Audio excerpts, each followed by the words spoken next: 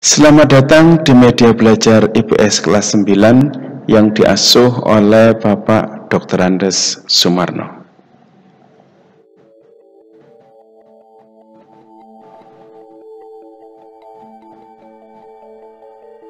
Jangan lupa subscribe.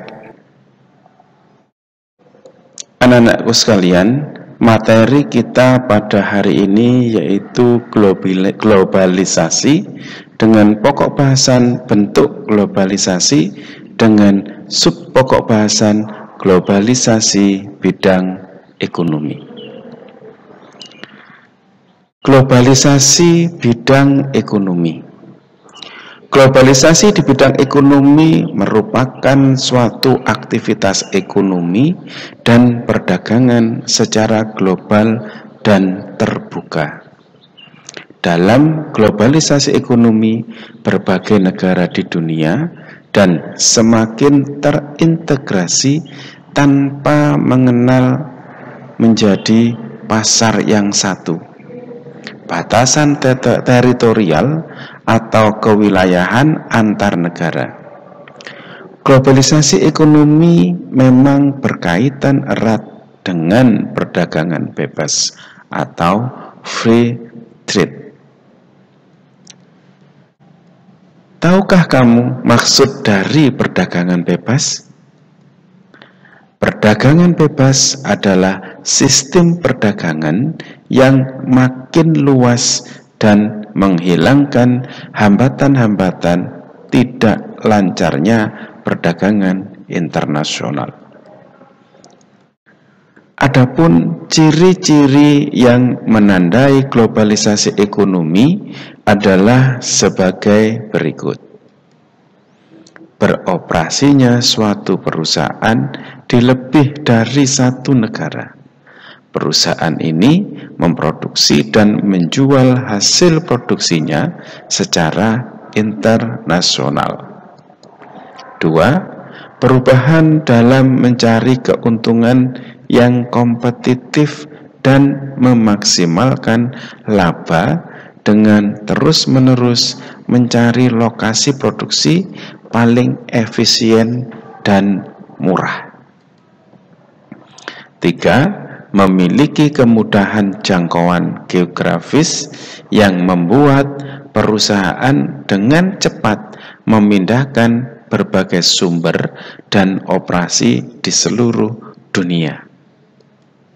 4. Menguasai 3/4 perdagangan dan sekitar 1/3 dari seluruh output perekonomian global. 5. Adanya penghapusan seluruh batasan dan hambatan terhadap arus modal barang dan jasa. 6. Batas suatu negara akan menjadi kabur.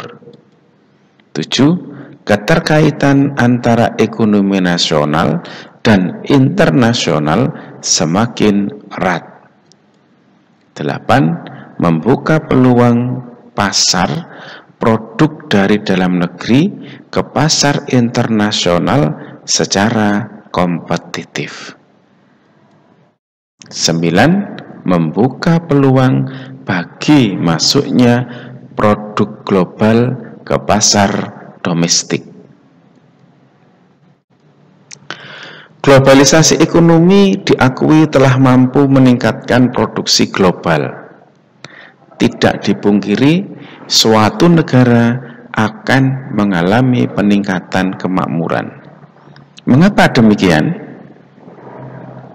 Karena perdagangan bebas memungkinkan masyarakat berbagai negara lebih banyak mengimpor barang dari luar negeri, sehingga konsumen lebih variatif dalam menikmati barang dengan harga yang lebih rendah dan lebih baik.